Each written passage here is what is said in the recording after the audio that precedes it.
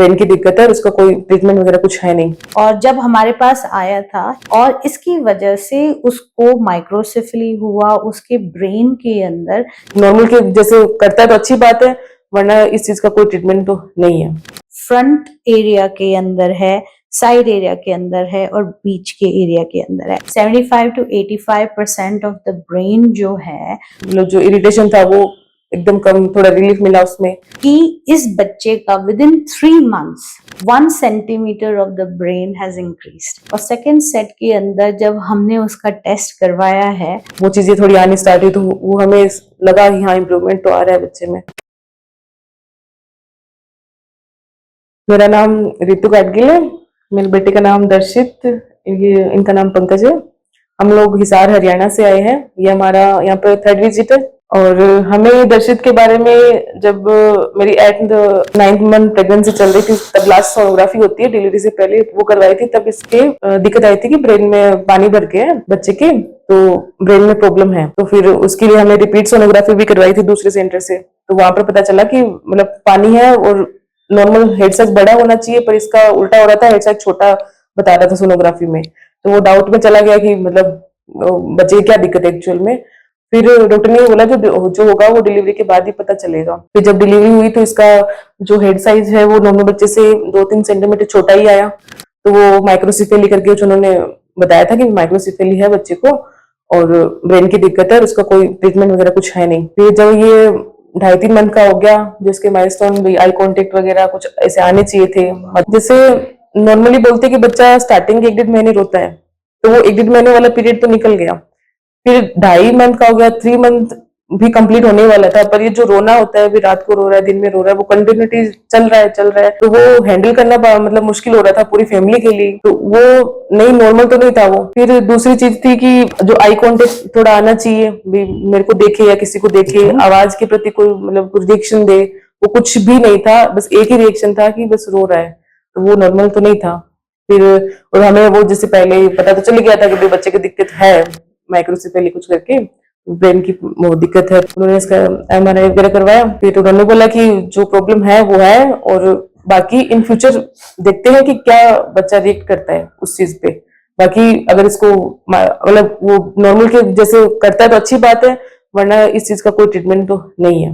यहाँ से इनके जो हमारे साथ आते हैं इनके दोस्त हैं, और वो अपने बच्चे का ट्रीटमेंट करवा रहे हैं यहाँ से। हाँ, यहीं से उनका 6th या 7th विजिट है इधर, तो उनके थ्रू हमें पता चला। फिर हम लोग, हमारा 3rd विजिट है इधर। Hi, this is doctor Nishi from the Amritam. और जो हम केस डिस्कस कर रहे हैं वो दर्शित का कर रहे हैं। दर्शित is 1 year and 4 months।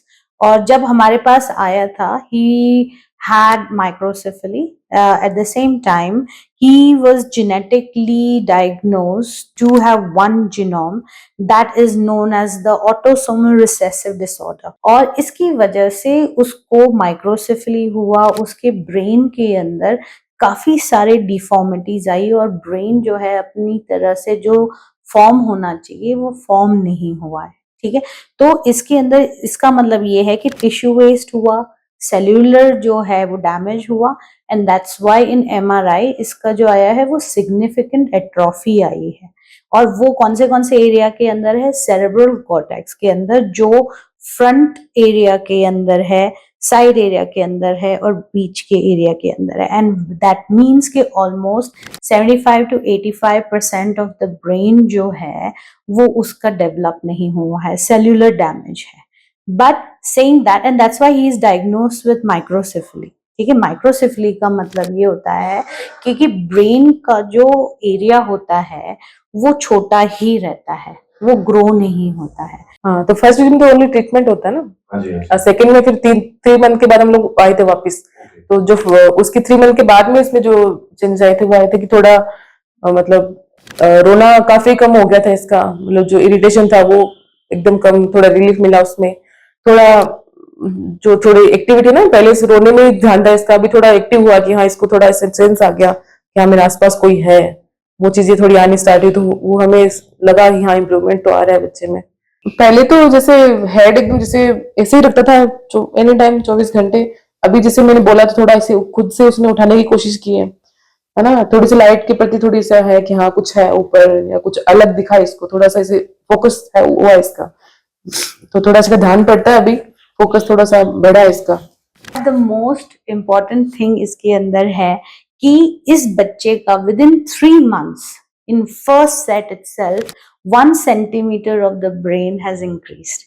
Okay, और ये चीज जब हम देखते हैं, हम सिर्फ ये नहीं देखते हैं कि सिर्फ साइज इंक्रीज हुआ है, उसकी एक्टिविटीज भी इंक्रीज हुई है। And the most important part is जहां पे उसको विजुअल ब्लाइंडनेस आया था, उसकी ब्रेन के अंदर जो सिग्नल्स होती है विजुअल्स की, वो लेटेंसी के अंदर थी। And then after now this is his second set, और सेकेंड सेट के अंदर जब हमने उसका टेस्ट करवाया है तो उसकी आंखें नॉर्मल आई है। Okay, and we are not saying by just looking at it, हमारे पास जो है इसका प्रूफ है by getting a retina test done and another one is VP test done. Okay, so when we are doing these treatments, ये समझ लीजिए कि ट्रीटमेंट्स जो है वो एट जेनेटिक लेवल पे काम कर रहा है, at the same time it is also helping to build cellular activities। तो समझ लीजिए कि अगर 6 months के अंदर जिस बच्चे का विजन नहीं था, जिस बच्चे के अंदर कोई भी एक्टिविटी नहीं थी, और ये इतना रोता था, इतना रोता था कि the parents were actually not able to sleep from past 1 year। ठीक है, तो आप समझ लीजिए कि वो दिन में भी रात को भी, and they have given all the medications that they can, but nothing had helped it, and he was not able to sit properly, अपना हेड कंट्रोल नहीं कर पाता था। As you know that cerebral atrophy है पूरे 75 to 85% of the brain, तो आप समझ सकते हैं कि इस बच्चे की कितनी एक्टिविटी होगी, बहुत ही कम, राइट। एंड टुडे उसका काफी अच्छा मस्कुलर डेवलपमेंट हुआ है, उसका विजन जो है वो बहुत एक्यूरेट हुआ है बिकॉज इट्स नॉर्मल नाउ। पर सीजर्स भी जो है पहले से रिड्यूस हुए हैं, जहां पे हाई स्पाइक्स आते थे जनरलाइज सीजर्स, अब जो है वो सिर्फ फोकल सीजर आ रहे हैं, which is only on the one side of the brain, right? So I am very happy to show you the journey of Darshit, और हम और उसकी ट्रीटमेंट आगे चल रही है, तो I am sure that we will catch up again soon. Thank you.